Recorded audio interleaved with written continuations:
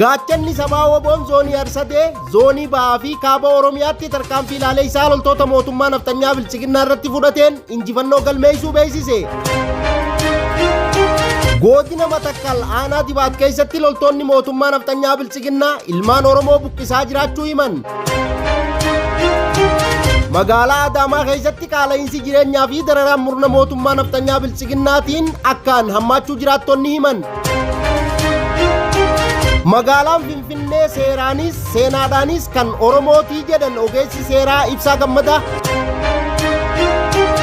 Ebla 3,2026 ashamaa harka fuune hordoftoota miidiyaa walabummaa Oromiyaa kanneen hangafoota oduutii bal'ina oduutiif hangaduma sagantaa keenyaatti naa waliin turan afeerraa kooti.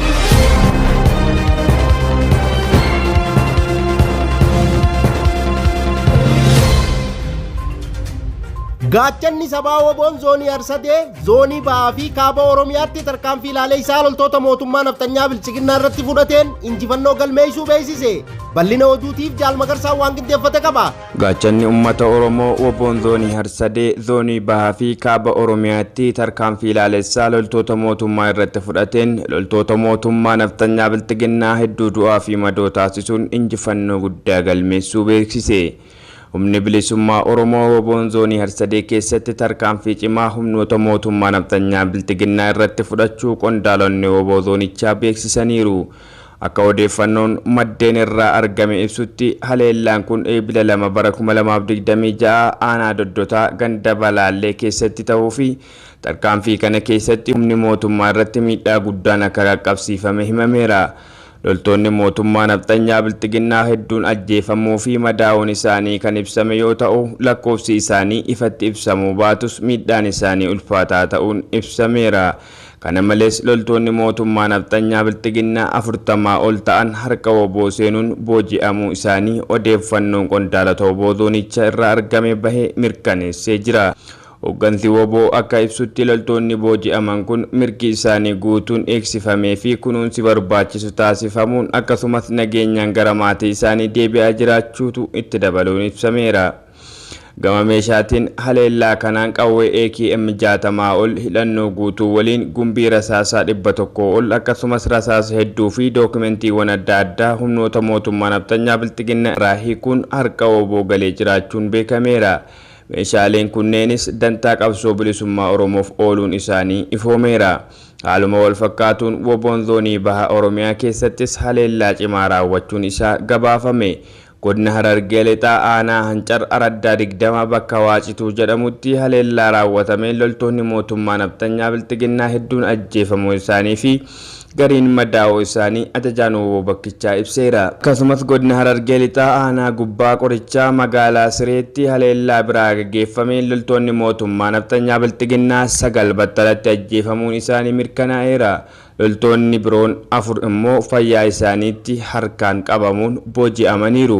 Gama meeshaatiin qawwee AKM 9 bireenii tokkoo fi rasaasii hedduun irraa hiikamuun humna woboo jabeessuuf ooleera. Bifuma kanaan zoonii Kaaba Oromiyaattis woboon tarkaanfii waraanaa itti fufuun isaa ibsamee jira. Ebila 2 bara 2026 godina Walloo aanaa Harxummaa Fursee iddoo Raasaa jedhamutti haleellaa cimaa gaggeeffameen loltoonni mootummaa naftanyaa bilchiginaa 9 ajjeefamuu fi 2 immoo madaa'uun isaanii odeeffannoon argame ni mul'isa. Tarkaanfiileen golee Oromiyaa garaagaraa keessatti fudhatamaa jiran kun itti fufiinsaan cimee kan gaggeeffamu ta'uu fi yeroo ammaa kana magaalota gurguddoo dabalatee gara Finfinneetti dhiyaachuun woboon lola cimaa gaggeessaa jiraachuun ibsameera. Walumaa galatti woboon kutaalee Oromiyaa adda addaa keessatti tarkaanfii waraana bal'aa fudhachaa jiraachuu fi humnoota mootummaa irratti miidhaa cimaa geessisaa jiraachuun ibsamee jira. Qabsoon itti fufaa injifannoon uummata Oromoof Oromiyaan biyya. Godina Matakkal aanaa Dibaat keessatti loltoonni mootummaa naftanyaa bilchiginaa ilmaan Oromoo buqqisaa jiraachuu himan. Bal'ina oduutiif Jaalduniyaan waan qindeeffatte qabdi. Godina Matakkal aanaa Dibaat ganda Caaliyyaa jedhamu keessatti bitootessa 28 bara 2026 sirni dableeyyiin ergamtoota Abbaarree Koloneel Abiyyi Ahmad jiraattota gandichaa cufa qe'ee fi qabeenya isaanii irraa buqqisuudhaan gara magaalaa Gaalessatti galchaa jiraachuu maddeen miidiyaa walabummaa Oromiyaatti himaniiru. akka maddeen himanitti lukkeeleen mootummaa naftanyaa biltsiginnaa irra deddeebiin hawaasa Oromoo naannoo sana jiraatan mana jireenyaa isaanii irraa sababa tokko malee maqaa hidhata waraana bilisummaa Oromoo qabdu akkasumas nyaata nyaachistuu fi daandii argisiiftu jedhuun afaan qawween dirqamsiisanii gara magaalaatti buqqisanii galchaa jiraachuu dubbatom.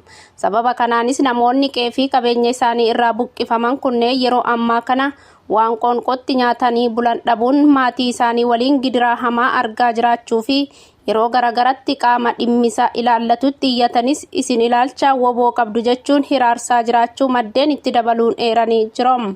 Ergamtoonni mootummaa naftanyaa biltsiginnaa kaayoo jala hiriiranii jiran adda baasanii beekuu dadhabuudhaan qarshii muraasan gowwoomfamanii hawaasa nagaa qe'ee fi qabeenya isaa irra jiraatu maqaa adda addaa itti maxxansuun ergaa sobaan yakkanii booda ajjeesuu, saamuu, hidhuu, achi buutee dhabamsiisuu fi qe'ee fi qabeenya isaarraa buqqisaa jiraachuun ni beekama. Magaalaa Adaamaa keessatti qaala'insi jireenyaa fi dararaan murna mootummaa naftanyaa biltsiginnaatiin akkaan hammaachuu jiraattonni himan. Bal'ina oduutiif Jaal Magarsaa waan qindeeffate qaba.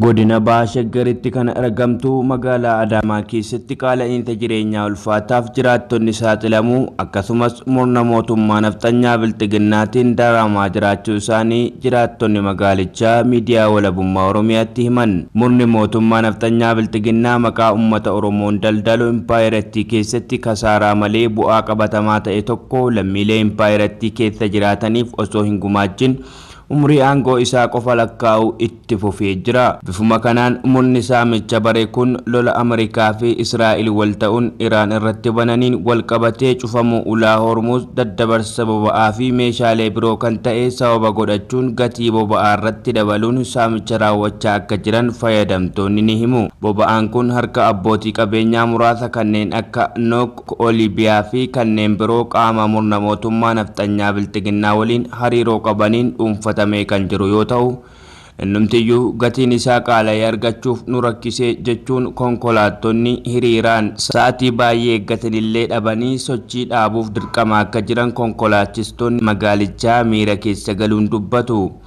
Kanumaa wal qabatee magaalicha keessa fageenya gabaabaa kiiloomeetira 3 hin guunneef kana dura qarshii 10 kaffalaa turre dachaa 5 dabalee jira jechuun akka fakkeenyaatti kurfaa irraa buufata konkolaataa haarawaa Amadee deemuuf qarshii 50 kaffalaa akka jiran jiraattonni kutaalee garaagaraa kanneen akka Poostaa, Piikook, Daraartuu, Kutaa Boolee, bakka OBN fi Yuunivarsiitii Adaamaa itti argamu kanneen biroo hafan keessattis sochiin konkolaataa hir'achuu fi kanneen tajaajilaa jiranis guyyuu qarshii dabaluu irratti argamu jedhan.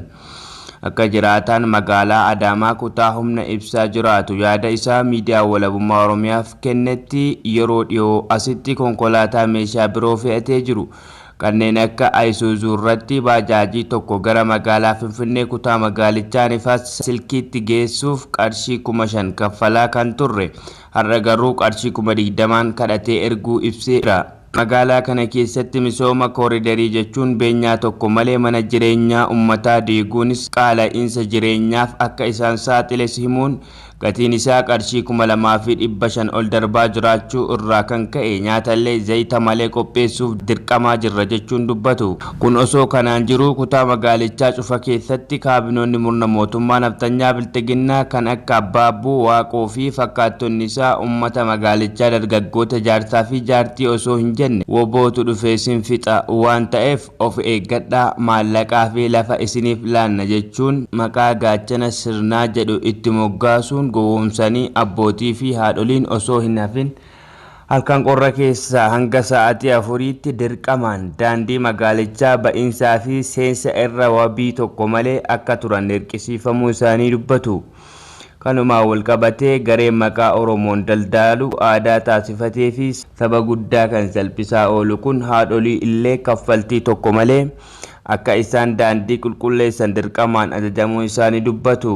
Murni mootummaa naftanyaa biltsiginnaa magaalaa kana keessatti sa'aatii 12 booda nama fuula haaraa isinitti ta'e qabaa jechuun namoota nagaa gidduutti rakkoo hawaasummaa uumaa akka jiranis keessa beektonni eeruun osoo uummanni sirna nama nyaataa kana keessa jiru waggaa 8ffaa gooftaa isaanii kan ta'e gabroonfataa Abiy Ahmad kabajuuf dibbee rukutuu jalqabuun isaanis beekamee jira. Magaalaan Finfinnee seeraanis seenaadhaanis kan Oromootii jedhan ogeessi seeraa Ibsaa Gammadaa bal'ina oduutiif Jaalduniyaan waan qindeeffatte qabdi. Ogeessi seeraa Ibsaa Gammadaa turtii miidiyaalee waliin taasisaniin Finfinneen dachee Oromoo irratti akka ijaaramte jechuun ifatti dubbatan. Qe'ee Oromoo irratti kan ijaaramte Finfinneen akkuma magaalota biroo qaamni fedhe keessa jiraachuu akka danda'u eeranii garuu ammoo dhufanii keessa jiraataniif kan kooti jechuun akka hin danda'amne himaniiru. Finfinneen bakka argama ishee seenaa fi seeraanis kan Oromoo ta'uu ifa galaa akka ta'e dubbataniiru. Heerri mootummaatu Finfinneen Oromiyaa keessa jiraachuu ifatti akka ka'es eeraniiru. Biyyoota federeeshiniin bulan keessatti magaalaan teessoo mootummaa federaalaa bifa sadiin caaseffamaa jedhan. Inni tokko magaalaan sun naannoo tokko keessa ta'ee qaama naannoo sana taa'ee mootummaan federaalaa teessoo akka godhatu, kan biroo immoo magaalaan teessoo mootummaa federaalaa taatee akka naannoo of dandeesse tokkotti akka hundooftu, kan sadaffaa immoo lafa mootummaa federaalaa ta'ee kan mootummaa federaalaaf kennamu ta'uu himan. Gita kanatti magaalaan Finfinnee yeroo ilaallamu lafa naannoo tokko keessa jiru ta'ee qaama naannoo tokko kan mootummaan federaalaa akka teessootti fayyadamuudha jedhan. Magaalaan Finfinnee naannoo of dandeessee miti, akkasumas lafa mootummaa federaalaaf muramee kennames miti, qaama naannoo Oromiyaa kan mootummaan federaalaa fi mootummaan naannoo Oromiyaa teessoo godhatanidha jedhu ogeessi seeraa Ibsaa Gammadaa. Eegaa hordoftoota miidiyaa walabummaa Oromiyaa oduun ammaaf qabnu kanumaa oduu birootiin hanga walitti deebinuu nagaan nuuf tura. Horaa bulaa deebana.